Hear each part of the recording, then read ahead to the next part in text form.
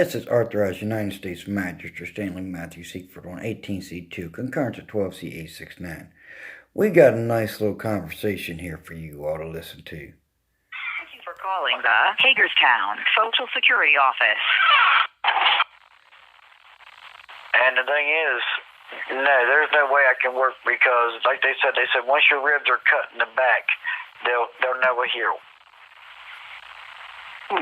And I didn't know that either. That's interesting. But, I'm sure they know, and you know for a fact what hasn't. Yeah. Yeah, I was pronounced dead. That's terrible. But you were very fortunate that you were able to get there and that they were able to do the surgery. No, I think it was God's will. And the thing is, I thought, here they were telling me. We're going to try to get this right. Social Security, Mrs. Cathorn? Yes, ma'am. I spoke with the fraud division back here about a week ago, and they told me to disregard all the paperwork from the U.S. Department of Education because they said they did look into it and find out it was a scam, and pointed out the fact that they did note that my student aid was through the federal student aid and not the U.S. Department of Education, which is entirely different entity in of itself. Sorry about the repeat on this, but we'll just do the whole I'm sorry, go ahead. session. All my student loans were through FAFSA, which is not the U.S. Department of Education. Mm-hmm. The U.S. Department of Education did loan students money, but not me. Okay. I studied to be an FBI agent, and that's why mine was through FAFSA. Mm-hmm. Did they advise you that they would submit the necessary paperwork to stop the withholding? That's what they told me. Okay. And fine. And they told me that they was going to deal with it. They told me to just disregard all that paperwork and throw it in the trash. They said they found out that I do not owe the U.S. Department of Education, that it is FAFSA, and FAFSA said because I am disabled, that's why they haven't did anything. And I explained to them that I had gotten a call from someone claiming to be Publishers Clearinghouse, and that's how they got my information. I was in a motorcycle wreck. What I wanted to look into is she is a caregiver for her granddaughter. Mm-hmm. And I know that because she is my biological daughter, that she could actually draw off of my benefits as a caregiver for her daughter.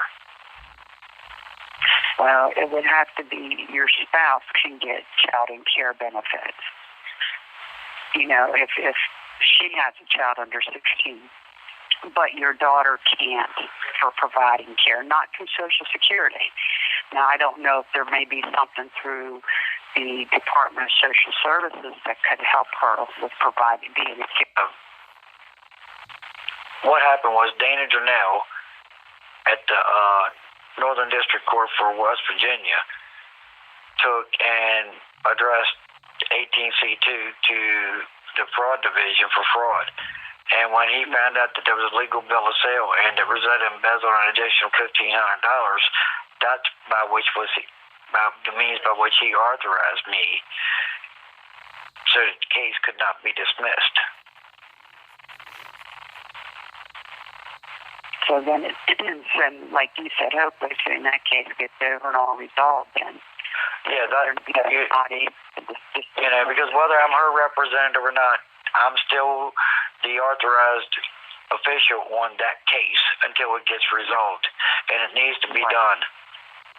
Yeah, and she might need you to assist her with that. Yeah, well, that's why, because we're both disabled, and that's why he authorized me, because I was the priority on it. On 18C2, he authorized me to use the code 416 as a magistrate on it, so it couldn't be dismissed and get it over with, so that they couldn't try to sweep it under the rug. because basically I made a legal purchase, and then my sister lied when they went to arrest her. Said that she sold just a home when she in fact did sell the property and embezzled an additional $1,500 by force. Yeah, it sounds like that's quite an involved case too. It is. And that's why, I've been on the phone off and on with the Bureau and everything else trying to get this thing done and get it over with. Because it's a lot of stress to even deal with the paperwork and stuff. Yeah, no, I'm sure it was, and it's still probably more stress for you also to deal with. Yeah, well, now they're thinking that I'm no longer a representative. That'll remove my authorization. That don't remove my authorization. Right. Right. That does not remove my authorization. That only removes me as her representative. I'm still authorized on that case because I am disabled and she is disabled, and embezzlement was done by force. So that's why I was authorized. And I wanted you all to have an understanding of what's going on. Right. Yeah, I understand. And that way y'all can't say, well, y'all don't know. Y'all do know parts of it now.